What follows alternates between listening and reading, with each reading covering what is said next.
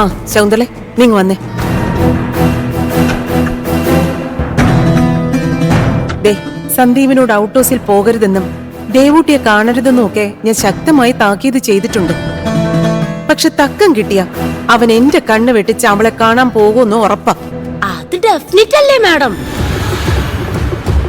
അഥവാ സന്ദീപ് സാറ് പോയില്ലെങ്കിലും അവൾ അവളുടെ ദുർമന്ത്രവാദം കൊണ്ട് സാറിനെ ആവാഹിച്ചിവിടെ വരുത്തും. അങ്ങനെ എന്തെങ്കിലും സംഭവിച്ചാ നീ ആ നിമിഷം എന്നെ വിവരം അറിയിക്കണം. അതുകൊണ്ട് ആ ഔട്ട് ഹൗസിലേക്ക് എപ്പോഴും നിന്റെ കണ്ണുണ്ടായിരിക്കണം. എന്റെ കണ്ണൂരി ഔട്ട് ഹൗസിൽ കൊളുത്തുന്നതിലും ഭേദം ആ ദുർമന്ത്രവാദിയെയും തള്ളയെയും ഇവിടുന്ന് പറഞ്ഞു വിടുന്നതല്ലേ. അതിന് ശ്രമിക്കാഞ്ഞിട്ടല്ലോ, ഒരു വഴി ഒത്തു കിട്ടണ്ടേ? മാഡം, നമുക്കൊരു അറ്റ കൈ പ്രയോഗിച്ചാലോ? അറ്റ കയ്യോ? നീ എന്താ ഉദ്ദേശിക്കുന്നെ? കാലാകാലങ്ങളായി നമുക്കിഷ്ടമില്ലാത്ത പെണ്ണുങ്ങളെ വീട്ടിൽ നിന്നും തുരത്താൻ എല്ലാ അമ്മായിമ്മമാരും ചെയ്യുന്ന പഴയൊരു ഫ്രോഡ് പരിപാടിയാ. നീ ഇങ്ങനെ കാടും പടലവും തല്ലാതെ കാര്യം എന്താന്ന് തെളിച്ച് പറ ശകുന്തള. അരിവിഹിതം. അരിവിഹിതോ? ആ അതെ മാഡം.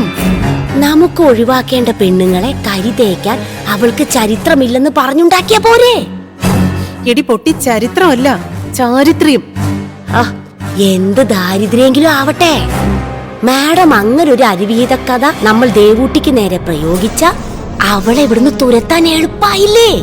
എടി, അരിവിഹിതം അല്ല ശകുന്തളെ, അവിഹിതം.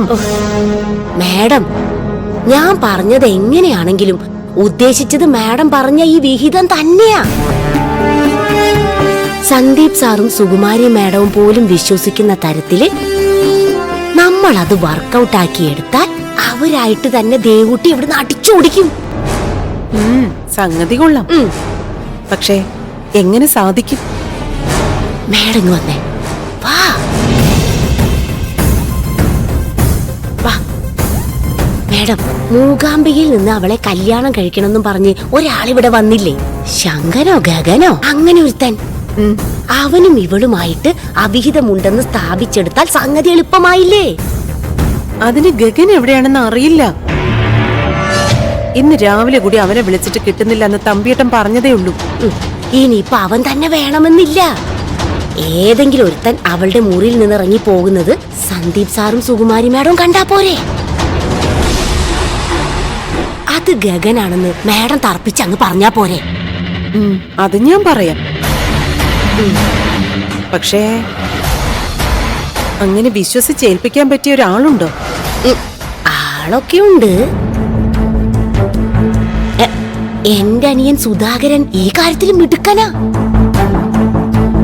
അത്യാവശ്യം ഇത്തിരി ചില്ലറ കൊടുത്താ അവൻ എന്ത് വൃത്തികേടും ചെയ്യും.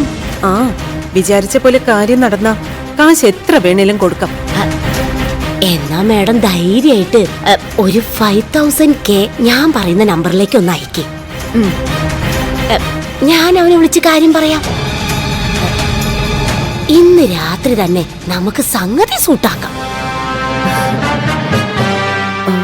കാശ് ഞാൻ അയക്കാം, നീ നമ്പർ പറ.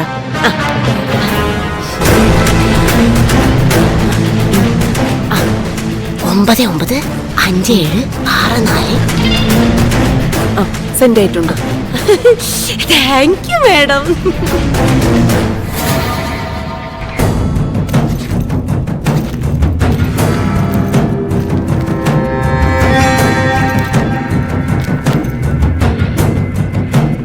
നോക്കമ്മേ, സ്കൂൾ തുറന്നിട്ട് പകുതി വർഷം പോലും ആയില്ല.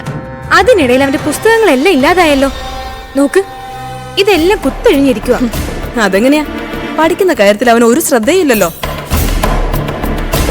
എന്ന് പിടിച്ചിരുത്തി പഠിപ്പിക്കാന്ന് വെച്ചാ ഇരുന്ന് തരണ്ടേ? അപ്പൊ എന്തെങ്കിലും കാര്യം എടുത്തിട്ട് വാശി പിടിച്ച് നമ്മളെയും കൂടി ഭ്രാന്താക്കും. 2 പൊട്ടീര് കൊടുക്കാന്ന് പറഞ്ഞ അവനുണ്ടോ വല്ല കൂസലും?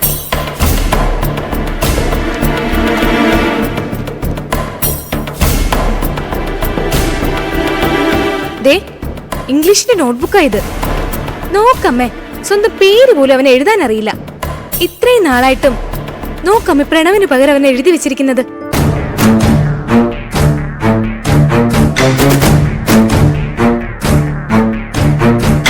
എന്റെ വിഷ്ണുമായ, എന്തായി കാണുന്നത്? പേരിന്റെ സ്ഥാനത്ത് എന്തൊക്കെയോ പടം വരച്ചു വെച്ചേക്കുന്നു. ഇനി അവന് പേര് ശരിക്കും എഴുതാൻ അറിയാഞ്ഞിട്ടാണോ? അറിയാഞ്ഞിട്ടൊന്നുമല്ല, ഇതവന്റെ അഹങ്കാരമല്ലേ? അല്ലെങ്കിൽ സ്കൂളിലെ നോട്ട്ബുക്കിൽ കാക്കിരി പൂക്കിരിയായിട്ട് എഴുതി വെക്കോ? അതോ എഴുത്തല്ലല്ലോ, പടമല്ലേ വരച്ചു വെച്ചിരിക്കുന്നേ.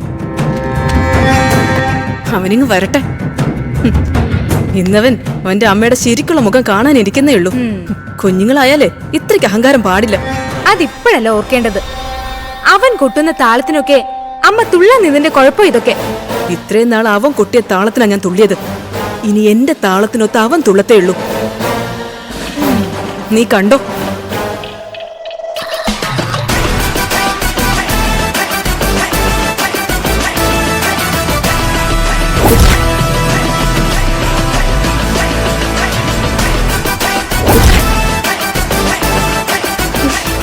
അമ്മേ, ദേ അങ്ങോട്ട് നോക്കി, അവൻ എത്തിയിട്ടുണ്ട്.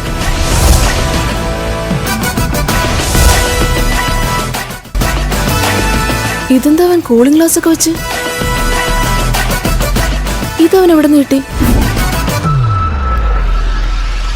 എവിടെന്നും കിട്ടിയതാവില്ല, ആരുടെയെങ്കിലും മോഷ്ടിച്ചതാവും.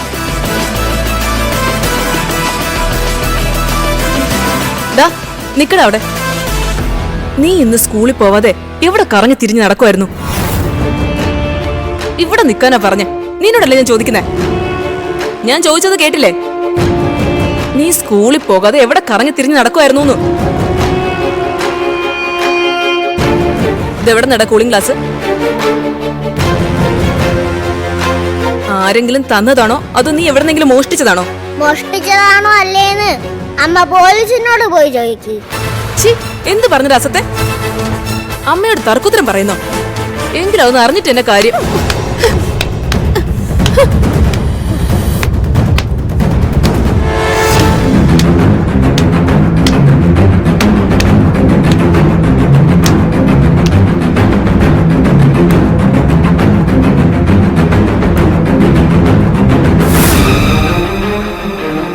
നീ എന്താ എന്നെ നോക്കി പേടിപ്പിക്കുന്നോ? പറയടാ, ഈ കൂളിംഗ് ഗ്ലാസ് നിനക്ക് എവിടെന്നാ കിട്ടിയത്? പറഞ്ഞില്ലെങ്കില് നിന്റെ പുറം ഞാൻ പൊളിക്കും. അമ്മേ, അമ്മ എന്താ ഈ കാണിക്കുന്നേ? ഇനി ഇവന് തല്ലണ്ട.